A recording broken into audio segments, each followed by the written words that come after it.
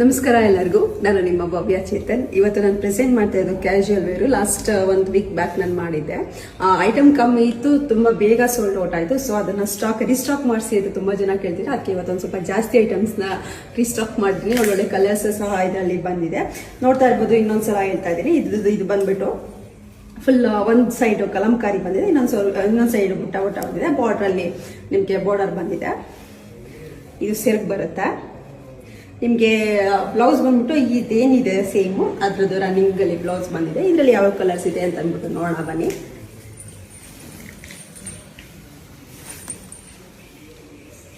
ನಾನು ಬರೀ border colours ಹೇಳ್ಕೊಂಡು ಹೋಗ್ತೀನಿ. ಪಿಂಕ್ ಬಂದಿದೆ, ಬ್ಲೂ ಬಂದಿದೆ, bottle green, maroon, light green, ಸೀಮ್ ನಾನು ಏನು ವೇಟ್ ಮಾಡಿದ್ದೀನಿ ಬ್ಲ್ಯಾಕ್, ಪಿಕಾಕ್ ಬ್ಲೂ